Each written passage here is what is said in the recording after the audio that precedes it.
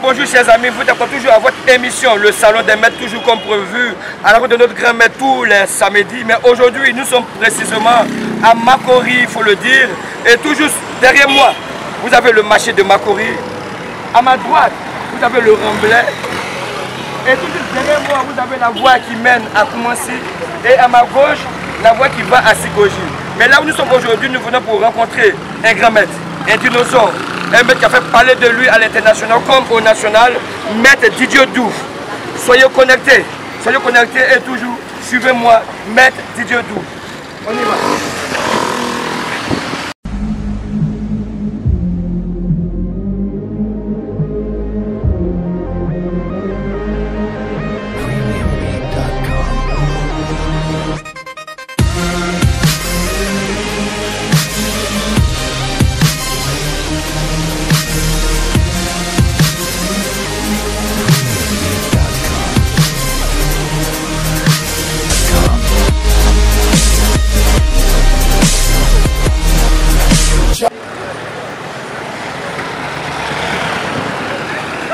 Alors là, précisément, nous sommes au Carrefour Saint-Philippe. Et là, nous avons l'école Pascal.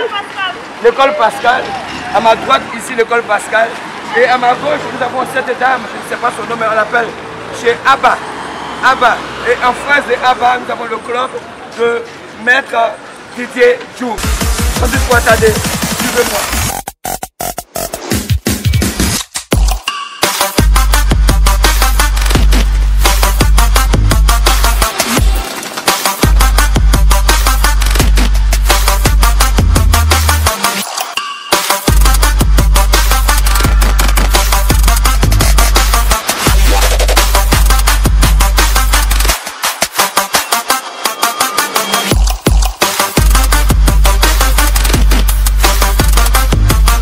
Comme prévu, toujours le salon des maîtres. Mais là, aujourd'hui, plus précisément, comme on l'a dit, nous sommes dans la salle du grand maître Didier Douf. Du grand maître Didier Douf. Et aujourd'hui, nous sommes déjà à sa salle. Je crois que les élèves sont déjà là déjà. Et nous allons taper pour entrer, pour voir. Alors, Técon. Alors, comment tu vas, jeune frère? Est-ce que le grand maître Didier Douf, il est là? Oui, le grand maître Didier Douf. Alors, ok, vous pouvez le voir. Alors, ok, merci beaucoup. Ouais, comment tu vas? Je laisse le grand maître. Alors, comment je vous grand maître? Depuis...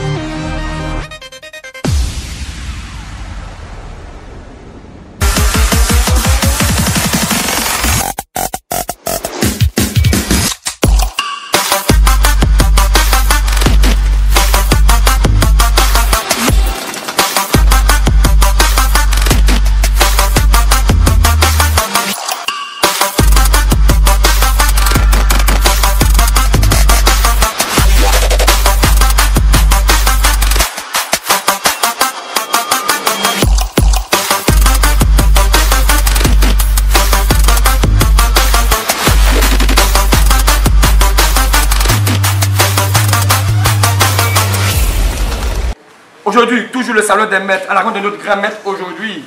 Mais il faut dire qu'aujourd'hui, je suis avec un grand maître. Pour moi, c'est un plaisir d'être aujourd'hui avec lui. Parce que quand j'étais encore très jeune, j'ai entendu parler de Didier Douf. Mais aujourd'hui, avec l'âge que j'ai, une grâce pour moi d'être assis auprès de lui, être assis là pour l'interviewer, sans toutefois tarder. Nous sommes dans le club de Maître Didier Douf et il est là. Alors, maître, au taekwondo on dit Técon, c'est ça. Et laissez-moi de me lever pour vous dire Técon. Merci beaucoup, maître. Merci à cause de m'accueillir. Merci, merci, merci. Alors, maître. Alors, le salon des maîtres, toujours vous visiter aujourd'hui, mais nous voulons savoir qui est maître Didier. Bon, maître Didier, c'est d'abord à l'état civil, c'est Equitini. Equitini, Equitini Didier. Et bon, donc, je pratique le taekwondo depuis les années 72. Et donc, c'est une discipline que j'ai beaucoup aimée. C'était ma passion. Tout simplement parce que j'avais vu mon père s'inscrire dans un club. C'était pas un club de taekwondo, c'était un club avec Maître Mi à l'époque. Et ça m'a beaucoup motivé. Et donc, mon père n'était pas pour ma pratique de l'art martiaux, mais je me suis investi depuis mon enfance. Donc, j'ai commencé le taekwondo à l'âge de 11 ans, voilà. Pour dire. Alors, ok, maître, mais nous voulons savoir, maître Didier Douf fait du taekwondo, mais il a quel grade? Bon, ben, je suis ceinture noire 5e dan taekwondo. Voilà, je suis ceinture noire 5e dan taekwondo. Alors, ok, c'est un plaisir pour moi, grand maître, de savoir que vous faites 5e dan aujourd'hui. Mais nous voulons savoir, maître, votre parcours. C'est-à-dire que vous avez tout à l'heure commencé à 72, c'est ça. Mais depuis 72, nous voulons savoir votre parcours. Vous avez commencé comment? Du coup, aujourd'hui, on dit Didier Douf sur la plateforme. Nous voulons savoir, parlez-nous un peu. Bon, il faut dire que déjà, je suis 5e dan parce que j'ai pas voulu passer les grades. Donc, j'ai vraiment duré avec la plupart de mes grades. Et avec la ceinture rouge, j'ai dû faire, je crois, 7 ans. Avec la ceinture noire, première dan, 6 ans. Avec la deuxième dan et la troisième dan, avec la troisième dan, j'ai fait 22 ans. Et donc, c'est ce qui fait que je suis encore 5e dan. Il faut dire que j'ai commencé le taekwondo, mais j'étais aussi passionné par la bagarre de nuit. Parce que j'avais un esprit de justicier où la plupart du temps, je voulais défendre les plus faibles. Et donc, voilà, cela a fait que, avec les activités de rue et tout ça, ça m'a permis de faire le taekwondo, mais on était obsédé par un grade à l'époque. Et ce grade-là, c'était la ceinture rouge. Pour nous, la ceinture rouge, on ne voulait pas avoir rapidement la ceinture noire d'abord, parce qu'on s'est dit, quand tu avais la ceinture noire, tu étais déjà devenu maître, il fallait de la sagesse. Et comme on avait une vie un peu indisciplinée, donc on gardait le grade de la ceinture rouge, avec lequel on se croyait tout permis, le désordre, la bagarre de rue et tout. Et donc on faisait un taekwondo et bagarre de rue, et c'est ce qui a fait que j'ai été beaucoup connu. Mais j'ai été beaucoup connu sur le chiquet du taekwondo aussi, parce que j'ai relevé des grands défis au niveau national. Voilà, donc c'est un peu ce que je fais. Alors, ok, maître, voilà que vous dites ça, et moi, ça me fait vous poser une question sur le salon des maîtres. Mais avant de venir chez vous, j'ai essayé de prendre des renseignements sur vous, il faut le dire la vérité. Qui est Didier Douf? C'était un grand combattant. C'était un homme qui n'avait pas peur. C'était un homme de tatami. C'était un homme de compétition. Mais maître, nous voulons savoir, avant de monter en compétition, et quand nous regardons dans le côté adverse, il y a un élément. Il y a un adversaire qui, quand on sait qu'on va le croiser, ça nous titille un peu. Vous comprenez un peu. Mais je veux savoir, vous, votre avis. Quel est celui qui vous a titillé un peu? Quel est celui qui vous a marqué? Comme ça, vous devez monter. Parlez-nous un peu de vos championnats, de vos compétitions. Bon, je dis qu'il y a un adversaire qui m'a beaucoup chose. En fait, moi, quand je faisais la compétition, je pouvais perdre un combat, mais ça dépendait de ma disposition d'esprit. Parce que comme je l'ai dit, souvent on faisait la rue. Et donc, il y a des championnats que je préparais mal des fois. Voilà. Parce qu'on était entre dans la bourse, c'est-à-dire, quand je dis bourse, c'est-à-dire que le moyen de chercher de l'argent et puis de faire des compétitions. Quand j'étais dans ma pleine forme, en tout cas, vraiment c'était difficile de me battre. Parce que plusieurs fois, même on a vu à la ici, là-bas, lorsque nous avons combattu chose comme on appelle au sapeur-pompier, lorsque je combattais, l'hymne national même a été chanté par la musique des étudiants. C'est pour dire que quand je suis dans ma pleine forme, vraiment c'est difficile de pouvoir me battre. Mais en même temps, je peux mal surprendre le lendemain lorsque j'ai mal dormi ou bien j'étais dans la rue et je devais aller compétir. Si j'étais privé de sommeil, c'était difficile. Des fois, j'avais une lourdeur et je pouvais me faire battre par un adversaire comme ça, mais ça ne veut pas dire que l'adversaire était évidemment plus fort que moi.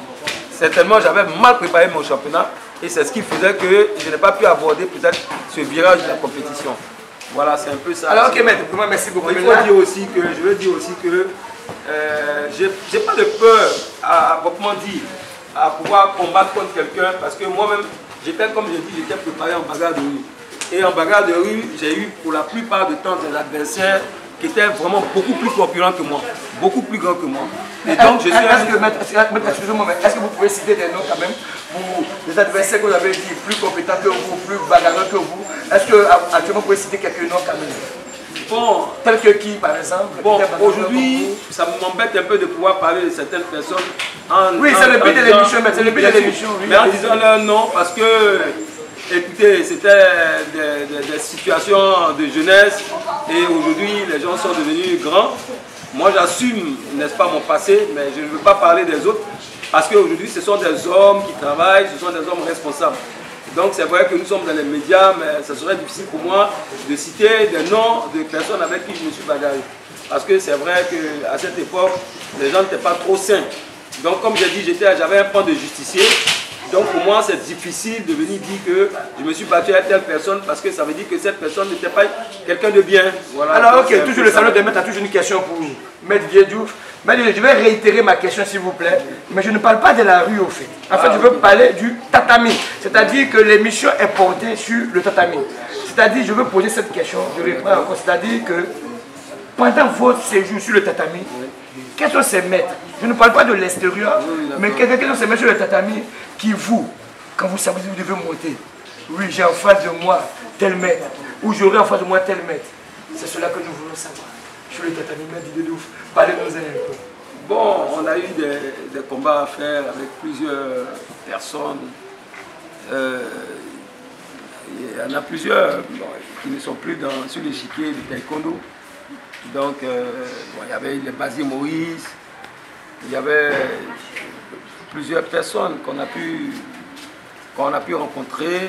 Je me rappelle très bien qu'en 1977, même mon adversaire devait être Remarque Patrice. Et c'est ce qui a fait la bonne connexion entre lui et moi. Et c'était à l'école de police. Et bon, Maître Kim, n'ayant pas voulu ce combat, certainement, parce qu'il avait trouvé qu'il y avait une différence de poids, donc il a fait arrêter le combat. Et donc, Remarque a été déclaré champion et moi j'ai été aussi déclaré champion de l'autre côté. Donc je me dis qu'il y a pas mal de combats que nous avons fait, de compétitions. Et donc, voilà, ça nous a forgé. Ça nous a donné vraiment des choses comme on appelle, ça nous a donné beaucoup de choses comme on appelle, beaucoup d'expérience et ça nous a aussi appris le nombre d'années que nous avons fait au taekwondo nous a permis d'être des grands coachs aussi. Et donc voilà, c'est un peu... Alors, ok maître, encore je vous dis merci beaucoup. Mais toujours le salon, maintenant j'ai une question pour vous. Et là, la question que je me poser à mon aîné, à mon devancier, à mon maître, au doyen qu'il est, maître. Le salon des maîtres a parcouru beaucoup de maîtres, mais tous ces maîtres, aujourd'hui, vu cette question que je posais, aujourd'hui nos élèves que nous avons, ils ne poussent pas. Nos élèves ne vont pas à fond. Nos élèves ne se donnent pas. Vous, votre génération, et cette génération, qu'est-ce que vous en pensez? Vous, étant un grand maître. Bon, il faut dire qu'à l'époque, nous étions vraiment passionnés. Nous étions vraiment passionnés, nous pouvions même hypothéquer les études à cause du sport et tout ça. Mais aujourd'hui, vous voyez que nous, à l'époque, ce n'était pas les parents qui nous prenaient forcément en charge. C'est-à-dire qu'à l'époque, nous, on était tellement passionnés qu'on pouvait même aller s'entraîner sans l'avis des parents. Or, aujourd'hui, vous voyez qu'un enfant, quand il vient au sport, la plupart du temps, c'est véritablement poussé par les parents. Parce qu'on veut le conditionner face à certains fléaux comme certaines maladies ou bien la nourriture qui n'est pas bio ou certaines choses comme ça. Donc pour le préserver de beaucoup de petits maux. Alors qu'avant, nous, on était, quand on marchait, on pouvait voir une mangue sur un manguier, on balançait le pied, on coupait la mangue, et puis on était tout le temps, et c'est ça qui nous a amené même à être des bagarres de rue. Mais aujourd'hui, le style, aujourd'hui à Abidjanais, il n'y a plus de bagarre de rue, c'est-à-dire qu'il n'y a plus ça. Donc le sport est vraiment simplement sport, il est devenu un sport olympique, il est devenu un sport pratiqué pour vraiment sport. Alors qu'avant, on faisait le sport pour, non seulement le sport, mais aussi pour la rue, pour les différentes adversités que nous pouvions avoir dehors. Donc c'est ça qui change un peu. Donc ça veut dire que nous étions vraiment engagés, nous étions téméraires, nous avions ça comme passion et aujourd'hui c'est un peu le contraire. Voilà. Alors ok maître, vraiment merci beaucoup encore maître et toujours le salon des maîtres, je vous dis merci pour cette interview. Mais là encore, pendant que nous posons une question encore pour vous, le salon des maîtres toujours, mais pour savoir, aujourd'hui avant de venir, toujours apprenez récemment, je suis un maître en devenir. J'ai appris que maître Didier Diouf est pasteur. Et la pastorale et les amachio, maître, comment est-ce que vous gérez les jeux et comment est-ce que vous êtes arrivé à la cible? Bon, il faut dire que la plupart des grâces que le Seigneur m'a faites, c'était autour des arts martiaux. Il y a des moments où bon, je suis rentré très tôt dans la vie professionnelle martiale. Donc il y a des moments où vraiment c'était très compliqué pour moi lorsqu'il y avait des grandes crises en Côte d'Ivoire comme l'année blanche. Mais c'est la main du Seigneur, c'est-à-dire la main du Seigneur qui a orienté de sorte que je puisse m'en sortir avec le taekwondo. Je me rappelle très bien, une fois, c'était tellement compliqué parce que l'année blanche a duré 6 mois que j'avais perdu tout, même mes élèves, puisque le truc était fermé l'école. Et ce jour-là, j'avais même cassé mon compte bancaire. Mais ça a été la première fois où j'ai entendu la voix de Dieu, l'Éternel, me dire, ce jour-là, je n'avais même pas 5 francs pour manger, hein, mais Dieu m'a dit dans ma chambre, c'est-à-dire j'ai entendu sa voix audible.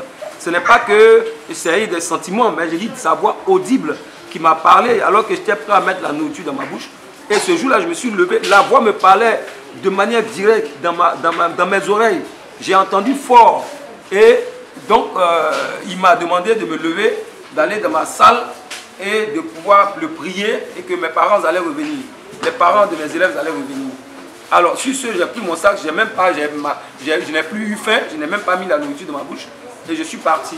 Et quand je suis parti, effectivement, j'étais seul. Pendant 6 mois, je partais, j'étais tout seul. Et ce jour-là, je suis allé, j'étais encore seul, mais j'ai prié, j'ai vraiment pleuré.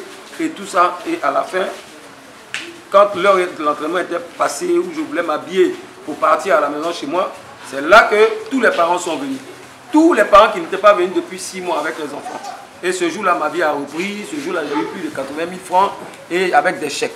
Donc, c'est pour vous dire que le même Dieu d'Israël, si ce Dieu-là n'aime pas le sport, comment il pourrait-il intervenir au moment où j'en avais véritablement besoin par le canal de ce sport? Moi, je crois que Dieu, il est au-dessus de tout ça. Dieu, il est dans les profondeurs de cœur. Dieu est dans ce que nous pensons. Dieu est dans notre foi. Les histoires de lancer coup de pied ici, faire truc là, c'est des choses en pratique. Et parmi nous, il y a des justiciers. Si tu le pratiques pour faire du mal, effectivement, Dieu ne sera pas avec toi. Mais Dieu sera avec toi si tu le pratiques pour défendre des gens. Ça, assurément. Donc, je pense que ce n'est pas un grand problème d'être pasteur et en même temps chose. Je vais terminer par dire que le roi David, par exemple, le roi David, il était là en train de perdre ses troupeaux. On ne pensait même pas à lui pour pouvoir descendre Goliath. David, il avait pratiqué les arts martiaux en apprenant avec la fronde, avec le caillou, avec la fronde. C'était un art martial. Et David, n'est-ce pas, arrivait à tuer des lions, il arrivait à tuer des ours. Et lorsque David, dans le secret, avec son art martial, arrivait à battre ces animaux-là, le jour où son peuple, Israël, a eu un problème avec les Philistins, où ils ont sorti le géant Goliath, mais c'est avec les arts martiaux qu'il apprenait, c'est-à-dire les arts, ça veut dire que ça peut être le sabre, ça peut être le nunchaku, ça peut être autre chose. Mais lui, c'était une pierre, et c'est avec cette pierre-là qu'il a battu le grand Goliath. Donc c'est pour vous dire que les arts martiaux sont faits, n'est-ce pas, des fois utilisés pour rendre gloire à Dieu. Donc ne regardons pas toujours ça comme un sujet tabou, parce que les gens veulent nous faire croire que ce n'est pas bon, parce que ça vient de certains autres pays qui sont en concurrence financière ou concurrence, chose comme on appelle matérielle avec eux. Mais non, ça n'a rien à voir. Vous voyez, quand d'autres font des choses, tout de suite on dit non, c'est Shintok. C'est Shintok tout simplement parce qu'ils sont en train de prospérer. Donc c'est la même chose. Quand ils envoient leurs arts, on veut minimiser leurs arts en disant non, c'est diabolique, mais en vérité leurs arts rendent beaucoup de service. Parce que c'est avec leurs arts que Dieu les a bénis pour que ce soit des peuples encore qui puissent vivre jusqu'aujourd'hui. Parce que ces peuples-là recevaient des invasions d'ailleurs et qui voulaient les exterminer. Et ils ont pu s'en sortir grâce aux arts martiaux. Est-ce que c'est mauvais de pouvoir sauver sa vie avec les pratiques d'arts martiaux comme ça? Plusieurs fois, j'ai eu à intervenir dans les rues avec des gens qui menaçaient, qui voulaient violer des femmes et tout ça. Je me suis battu aussi contre des géants Goliath et j'ai pu les terrasser malgré que j'étais méforme. Mais j'ai pu les terrasser avec les techniques d'arts martiaux. Ça m'a protégé la vie, c'est ce que je voulais dire. Alors, ok. Le salon des maîtres vous dit encore merci pour l'interview du grand maître. Toujours le salon des maîtres est là, toujours avec maître Didier Diouf. Et là, nous avons son homme de main. Nous avons auprès de lui aujourd'hui maître Diaby, ceinture noire, 3e dan. Et maître Didier Diouf me dit tout à l'heure que c'est son homme de main. C'est celui à qui il fait confiance. Maître, comment ça va? Et c'est aussi un homme du Young System qui aujourd'hui est assis auprès de nous. Et je veux saluer tous les frères du Young System. Je veux saluer tous les frères Zigueï, tous les frères qui appartiennent au milieu auquel nous tous nous appartenons plus ou moins. Mais Diaby, encore, merci beaucoup d'être là auprès de Maître Didier Diouf. Mais là, comme vous êtes assis, nous voulons poser une question. Pour vous, Maître Didier Diouf, il est qui pour vous? Juste une question. Parlez un peu fort s'il vous plaît. Un grand frère, je l'ai connu il y a très longtemps dessus. Dans les années 80, comme ça, on a parlé de lui. Et bon, au décès de notre maître Jules Ballon, nous avons essayé, comme le boulot était décédé, nous on devrait faire notre passage de grade. On devrait faire notre passage de grade et on nous a conseillé, Dieu merci. Ah ok, bon. J'ai connu Maître par rapport il y a très longtemps de cela, comme je dis. Après le décès de notre maître, nous avons décidé de venir s'entraîner avec vous, puisqu'on n'avait pas de maître. On n'avait pas un maître à qui approcher pour nous préparer. Et Dieu merci, lors d'une manifestation, il y a un de nos collègues au Keïta qui a connu Maître Jules, qui a croisé Maître Didier. À cette manifestation, il a demandé à Maître ici, c'était possible qu'on vienne préparer notre ceinture noire. Il a dit que le Young System et son club, c'était presque la même famille. Et donc, c'est dans cette optique-là que nous avons... Alors, ok, Maître, merci beaucoup, Maître. Alors, Maître Didier Diouf, je suis encore à vous. Et là, je sens que vous avez une question pour vous.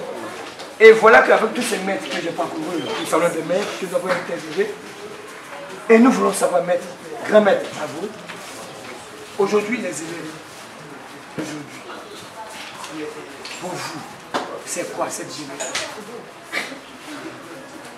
Bon, je pense que cette génération a vraiment beaucoup besoin de sport, comme j'ai dit. Parce que c'est une compétition ou bien... Au plan compétition, nous parlons de compétition. Bon, je pense que cette génération travaille bien, puisque c'est au travers d'elle que nous avons eu des médailles olympiques et tout. C'est vrai qu'avant les gens étaient plus fougueux et tout ça, mais bon, on peut compter sur cette génération, on peut compter sur elle. Elle essaie de réunir en même temps le volet technique et le volet endurance. Et donc, je pense qu'il y a de bons compétiteurs. Moi particulièrement, mon club, c'est un club qui axe vraiment tout au niveau de la compétition. Voilà, moi je préfère la compétition. C'est vrai qu'on fait des mouvements de base, on fait des poussées et tout ça. Mais moi, mon dada, c'est vraiment beaucoup la compétition. Et donc je pense que j'ai une jeunesse formidable qui est en train de s'exercer. J'ai une jeunesse qui a près de 1 an ou plus pour ceux qui sont là. N'est-ce pas? Parce que c'est une nouvelle génération. L'ancienne génération, ils sont des étudiants ou certains sont partis dans l'armée ou dans la gendarmerie et tout. Donc c'est un nouveau défi que j'ai avec une nouvelle génération. Et voilà, donc c'est un peu cela. Alors grand maître, vraiment, merci beaucoup encore, toujours le salon des maîtres. Nous voulons encore vous dire merci pour cette émission. Merci de nous avoir accepté de venir encore vous interviewer, d'apprendre toujours auprès de vous, comme pour moi, je pourrais le dire. Vous êtes un grand frère, vous êtes un doyen, vous êtes pour moi quelque chose de spécial parce que, étant encore très jeune, j'entendais parler de Maître Didier Diouf, mais aujourd'hui, il faut le dire, je ne passais pas m'asseoir auprès de vous. Je ne pensais pas peut-être venir vous interviewer, mais c'est un plaisir pour moi de m'asseoir juste auprès de vous. Grand maître, nous sommes presque au fin de notre émission. Mais si vous devez donner un conseil à cette jeunesse, à vos élèves, à ces personnes qui sont en face de nous à la caméra, qu'est-ce que vous pouvez dire? Donnez-nous un conseil, maître. Au niveau de taekwondo ou au niveau de la discipline que nous pratiquons, je peux vous dire seulement que vraiment Maître Kaza, avant d'être arrivé ici, j'avais vu déjà votre émission sur les réseaux sociaux. Et pour moi, c'est une révolution au niveau martial.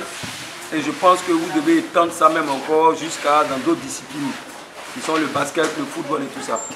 Vous le faites véritablement par amour, vous n'avez pas de budget certainement. Mais je pense que les gens doivent essayer d'être regardants sur vraiment ce que vous êtes en train de faire. Parce que vous vous déplacez par vous-même, vous faites des reportages, vous parlez véritablement de tout et vous êtes en train non seulement d'inspirer les gens et d'apprendre aux gens ce qui s'est réellement passé dans les disciplines, dans les années ultérieures dans tout ce qui est martial. Donc je pense que des gens comme vous, ça mérite d'être suivis. Ça mérite de les accompagner. Je pense que les fédérations doivent chercher à pouvoir vous ouvrir toutes les portes pour que vous puissiez les aider, n'est-ce pas, dans des reportages, dans les grands reportages. Et voilà, donc pour moi, vraiment, vous avez mes prières et j'espère que ce sera des trucs qui seront entendus. Moi, je souhaiterais que vous ayez toutes les portes ouvertes et je souhaiterais que vous alliez même au ministère, parce qu'on a un président là-bas, qui est Olivier Avoie, que vous allez même le rencontrer pour pouvoir parler avec lui, parce que c'est un personnage bien, c'est un personnage qui est humble, c'est quelqu'un qui est avec tout le monde, c'est l'une des seules personnalités qui peut s'asseoir à toutes les tables, et je pense que, j'espère pour le mieux que vous irez vers Olivier Avoie, avec qui vous allez pouvoir parler des choses sérieuses, de certains sports, de certaines disciplines, puisqu'il étant au ministère, je pense qu'il a des ramifications un peu partout. Vraiment, je souhaiterais qu'il puisse vous accompagner dans l'élan que vous avez commencé et que vraiment, il puisse vous aider à pouvoir, même s'il le faut même, n'est-ce pas, avoir un budget même pour vous accompagner dans tout ce que vous êtes en train de faire et pourquoi pas améliorer toutes vos conditions de travail et que vous puissiez être de grands reporters avec le matériel du reportage qu'il faut. Amen. Voilà, c'est ce que je pourrais dire. En tout cas, Olivier Avoie, tu es un frère, tu es un ami qui m'a toujours aimé. Je profite vraiment de l'instant pour te dire qu'Aza est là. Il t'a toujours accompagné au monde du REPAM. Vraiment, ce qu'il est en train de faire, c'est vraiment un bijou, c'est de l'or. Reçois-le au niveau de ton cabinet et puis discuter et puis accompagne-le. C'est tout ce que nous pouvons espérer de toi. Merci. Alors, ok, j'ai un peu les larmes aux yeux parce que tout ce que le grand frère, le grand maître est en train de dire, vraiment, ce n'est pas prévu. Mais grand maître, je vous dis merci encore pour tes prières.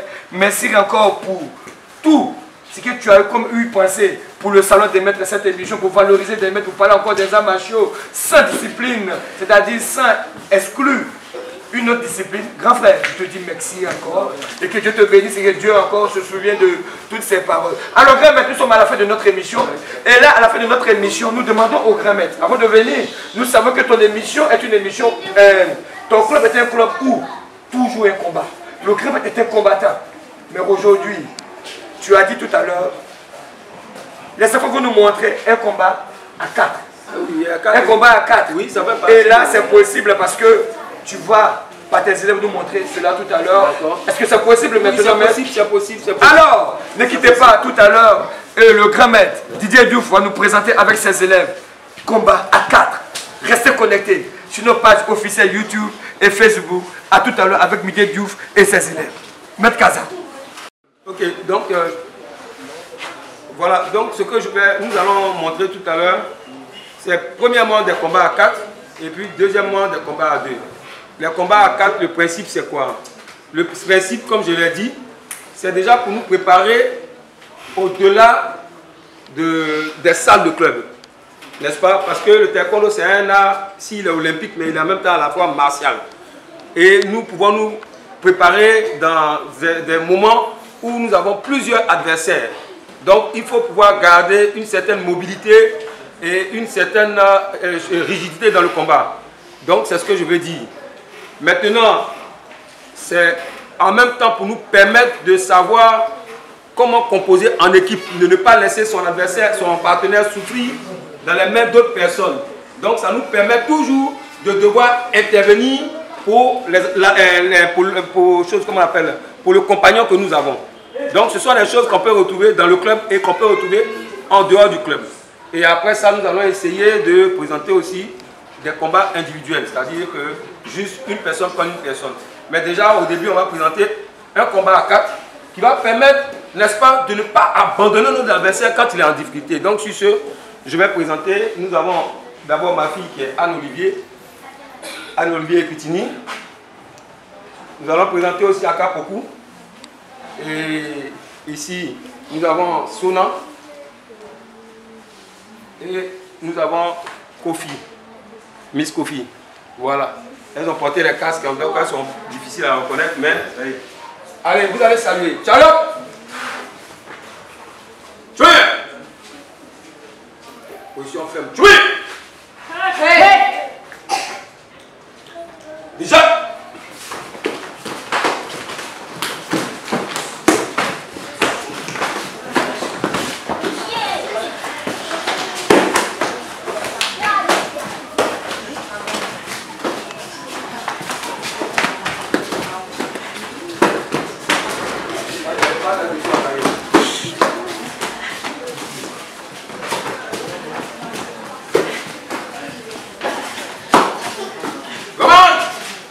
Rejoignez rapidement.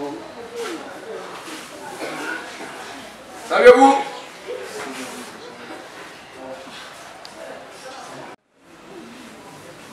Alors, ce sont les filles qui n'ont même pas pratiquement un an de taekwondo. Hein. Elles ont pratiquement au plus un an de taekwondo.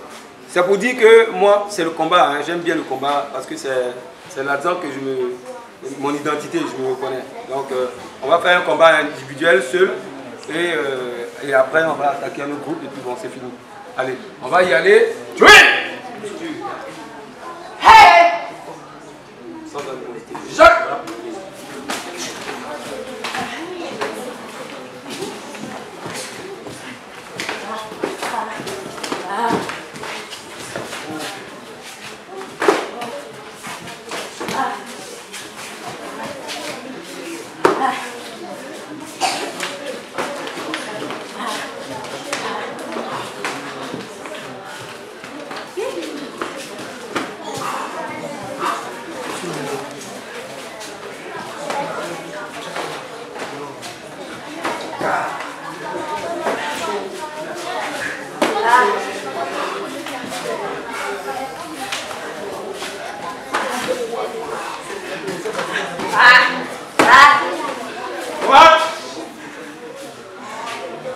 Salut-vous.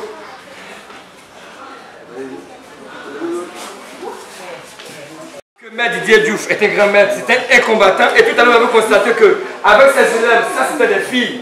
Regardez un peu comment elles ont combattu. Dans l'élégance, la rapidité, la précision. Et tout comme un grand maître. Et là, je veux profiter pour dire merci à grand frère, Maître Didier Diouf. Je dis toujours mon grand frère parce que c'est mon aîné. C'est celui quand, avant de porter le kimono, j'avais entendu parler de son nom. Mais aujourd'hui, la grâce de Dieu a fait que je suis proche de lui. Grand maître, encore, merci beaucoup. Merci beaucoup. Alors, pour toutes ces personnes qui veulent retrouver Maître Didier Diouf, vous verrez le numéro qui passe en dessous de l'écran. Vous pouvez m'appeler au numéro qui affiche pour vos enfants, pour vous-même, à la salle de Maître Didier Diouf, ce grand maître. Alors, je vais profiter encore pour dire à Maître Didier Diouf que bientôt, il aura le festival des amateurs, première édition, le salon de Maître au Koweït. Maître Didier Diouf, vous êtes invité d'avance. Et je profite de la tête pour dire que même si vous n'avez pas une carte d'invitation, mais vous êtes invité parce qu'en personne je suis là. Et là, nous voulons que vous veniez, Maître Didier Diouf, vous et vos élèves, pour valoriser le taekwondo, pour faire parler quelque part de Maître Didier Diouf. Et tous les clubs sont invités. Oui. Et bien sûr, pour cette antenne, je veux dire encore, Yako, à tous les karatékas, à tous les pratiquants, peu importe la discipline, à nos grands maîtres qui ont participé à notre émission, Maître Kwame Percy, auquel la veillée, c'est le vendredi 31. Tous les karatékas, vous êtes invités à venir soutenir, plus ou moins maître, à venir encore soutenir la famille de Maître Kwame Percy, le grand karatéka, qui a donné des conseils, qui a apporté quelque chose au karatéka. Je vous remercie. N'oubliez pas de vous abonner sur notre page officielle YouTube et Facebook, Maître Kaza avec Maître Didier Diouf. Je vous dis encore merci.